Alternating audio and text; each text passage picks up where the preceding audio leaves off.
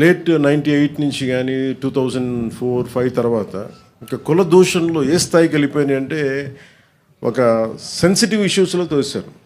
ఇష్యూస్ని divert చేయడానికి, ఒక తప్పు జరిగింది ఎవరైనా లేవనెత్తితే ఆ వ్యక్తిని కుల దూషణలతో తిట్టడం, ఏదైనా మాట్లాడితే సెన్సిటివ్గా అయిపోవటం, వీటన్నిటికీ ఎక్కడో మేము చరమాంకం పలకాలనుకున్నాం. ఇది జనసేన మూల సిద్ధాంతంలో ఒకటి కులాల ఐక్యత.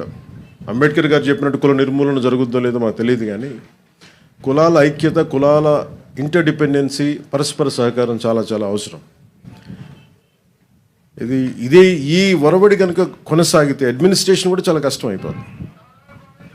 ఒక వ్యక్తి తప్పు చేసి ఆ వ్యక్తిని నిందించాలి, కానీ ఎంటైర్ కులాన్ని నిందించే పరిస్థితులు. అసలు వైసీపీ ఏ స్థాయిలో ఉంది అంటే, గతంలో చూస్తే ఒక ఎమ్మెల్సీ హత్య చేసి ఒక దళిత కులానికి చెందిన యువకుడిని హత్య చేస్తే, అది ఏ గొడవలైనా ఎన్ని పక్కన పెడితే, శవాన్ని ట్యాక్సీలో పెట్టి ప్యాక్ చేస్తే వాళ్ళని వీళ్ళు వెనకేసుకొస్తారు. అక్కడ మళ్ళీ ఒక దళిత సంఘాలు కూడా మాట్లాడడం. మళ్ళీ అలాగే డాక్టర్ సుధాకర్ గారిని కరోనా టైంలో చంపేస్తే, ఆయన్ని మానసికంగా హింసించి చంపేస్తే మళ్ళీ అక్కడ ఏ సంఘాలు మాట్లాడడం.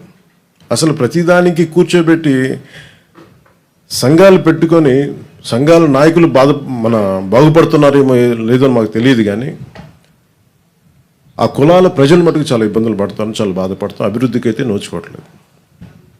ఇంకెక్కడో ఈ మధ్యన మరీ బరి తెగించి వీళ్ళకి అధికారం పోగానే ఇంకా ఇష్టారాజ్యంగా తిట్టడం, కుల దూషణలు, కులాల పేర్ల మీద మాట్లాడటం, ఇవన్నీ ఎక్కడో చరమాంకం పలకాలనిపించింది. మేమందరం కూర్చున్నాం. ఇక్కడున్న దాదాపు కీలకమైన 54 మంది మా ఎమ్మెల్యేస్ ఉన్నారు, ఎంపీస్ ఉన్నారు.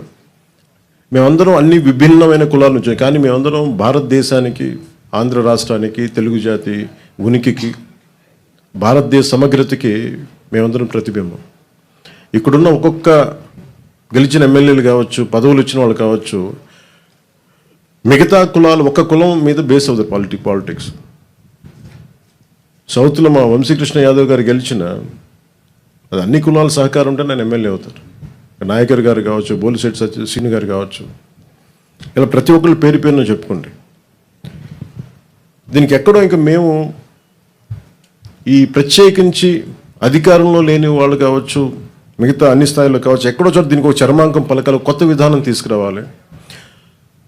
ఆంధ్రప్రదేశ్, తెలంగాణలో దాదాపు 13 లక్షల మంది పట్టుబద్దులై నిరుద్యోగులుగా మిగిలిపోతున్నారు. ఇలాంటి విషయాల మీద పట్టించుకోకుండా అభివృద్ధికి ఏం చేయాలని ఆలోచన చేయకుండా ఈ కుల దూషణలు, ఇలాంటి విద్వేషాలు, వీటన్నిటికీ ఎక్కడ చరమాంకం పలకాలి. మా పార్టీ తరపు నుంచి, జనసేన పార్టీ తరపు నుంచి మేము ఆ ఇనిషియేటివ్ తీసుకోవాలి. మేమందరం సమిష్టిగా నిర్ణయం తీసుకున్నాం.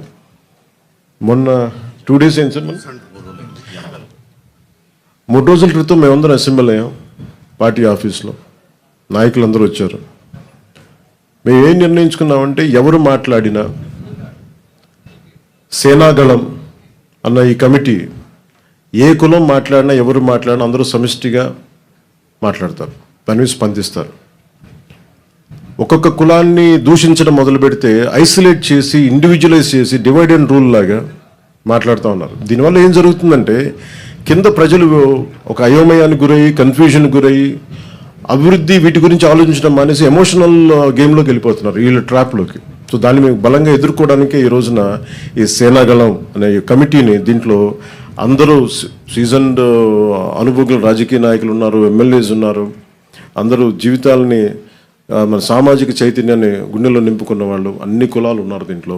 అందుకని మేము ఇంకా దీనికి చరమాంకం పలకాలి. దీనికి ఏ ఒక్క కులం మాట్లాడితే, ఒక కులం నాయకుడు మాట్లాడితే మళ్ళీ మిగతా పార్టీ నుంచి అదే కులం నాయకుల చేత మాట్లాడిస్తారు.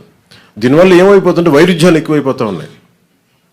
అలాగే కొన్నిసార్లు ఇష్టారాజ్యంగా తిట్టేసి కులాల ముసుగులో దాక్కుంటున్నారు. అది ఒక వల్నరబిలిటీ క్రియేట్ చేస్తున్నారు. ఈరోజు పొట్టి శ్రీరాములు గారి స్ఫూర్తికి, ఆయన ఆంధ్రజాతి ఐక్యతకి, భారతదేశం సమిష్టిగా ఉండాలి, దీని సమగ్రత భంగం కలగకూడదు, దానివల్ల భాషా ప్రయుక్త రాష్ట్రాలు ఏర్పడాలి, వీటన్నిటి నేపథ్యంలో ఆయన బలిదానం జరిగింది. కాబట్టి వారి స్ఫూర్తిగా తీసుకుని ఈ రోజున సేనాగళం అని మా హై పవర్డ్ ఈ కమిటీ ఇంకా ఎవరు భవిష్యత్తులో ఎవరు కులం గురించి మాట్లాడినా సమిష్టిగా మా నాయకులందరూ దీన్ని మా పార్టీ స్టాండ్ కానీ వాళ్ళు ఎదుర్కొంటారు. మా అందరికీ తెలియజేస్తున్నాను. Thank you sir. జై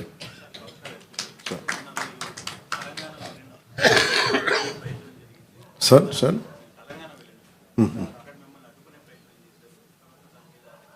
యా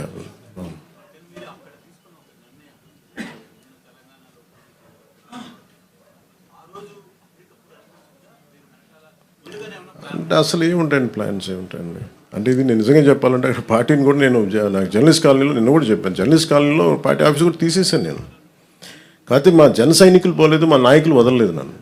వాళ్ళు ఏదో ఒకటి చెప్పని అంటే సార్ వాళ్ళకు చాలా మంది అడుగుతూ ఉన్నారు. నేను చెప్పాను నాకు మీరు చేసుకుంటే వెళ్ళమని చెప్పాను. ఆర్గానిక్గా ఎదుగుండేదేమో. నేను అసలు ఎలాగైనా పోటీ చేస్తాను. ఈరోజు మీరు చెప్పండి, కొత్తగా నేను పోటీ చేయకపోవడాలు ఏం లేదు, మా వాళ్ళు చేస్తానే ఉన్నారు. అంత ఎసెప్టివ్గా స్టేట్మెంట్ ఇవ్వాల్సి వచ్చింది. అంతేగాని దాని ఏదో కూర్చోమని ప్రీ ప్లాన్డ్గాను ఏం లేదండి. ఎమోషనల్ ఏముంటుందండి పాలిటిక్స్లో? ఒక 2 దశాబ్దాలు తిట్టించుకున్న తర్వాత ఎమోషన్స్ ఏముంటాయి? ఇష్టారాజ్యంగా తిడతా ఉంటే ఇంకా భరించడం అనేది ఒక అలవాటు అయిపోయింది అందరికి. నాకైతే అలా అలవాటు అయిపోయింది. అంతేగాని దాని ఎమోషన్స్ ఏముండవు. కాకపోతే ఏమవుతుందంటే మీరు ఏ వాదనైనా పెట్టుకున్నాం, ఇబ్బంది లేదు. భారతదేశ సమగ్రతను బలహీనపరిచే ఏ విధానాలైనా సరే మేము చాలా బలంగా ఎదుర్కొంటాం. అది వ్యక్తి చేయనివ్వండి. అంతేగాని కొద్దిమంది వ్యక్తులు చేసేదాన్ని మేము అలాగే సమాధానం చెప్తాం. దీనికి ప్రత్యేకించి నాకు తెలంగాణ మీద అపారమైన ప్రేమ, నాకు తెలంగాణ మీద. అంతేగాని దానికి నేను అది కూడా చెప్పాను కదా, మేము ఇక్కడ 10 సంవత్సరాలు కష్టపడితే ఈ రోజున ఇంతమంది ఎమ్మెల్యేలు వచ్చాం. అలాంటిది చెప్పాను, మా వాళ్ళు పని చేస్తారని చెప్పాను తెలంగాణ కోసం. దానిపై అంతమించి సార్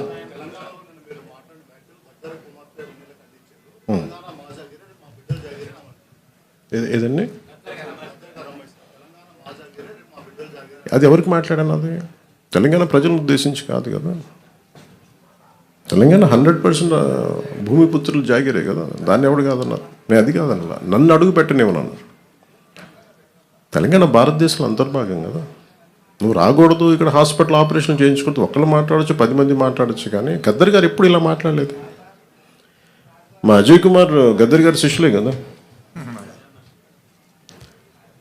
ఆయన ఉస్మానియాలో చదువుకున్న వ్యక్తే కదా, రాడికల్ మూమెంట్స్లో తిరిగిన వ్యక్తే కదా ఆయన. ఇది మేబీ వాళ్ళు ఏదైనా చూడకుండా ఏదైనా పొరపాటు అని ఉన్నారు. నాకు వాళ్ళు బాగా తెలుసు కదా, వాళ్ళ కుటుంబం కూడా. అది సరిగ్గా అర్థం చేసుకుని లేకుండా మాట్లాడుతుండొచ్చు, అంతకుమించి ఇంకేమన్నా. వాళ్ళంటే నాకు అందరికీ చాలా ఇష్టం. నాకు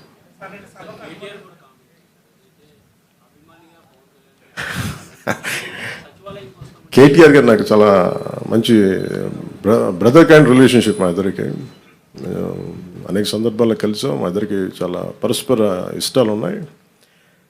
పాలసీల్లో ఒక మాట అటు ఉంటుంది ఇటు ఉంటుంది. కానీ ఆయన ఏమన్నారు నేను చూడలేదు. నాకు తెలిసి ఆయన తప్పుగా ఏం మాట్లాడుకుంటున్నా తెలుసు, అదే అనుకుంటా.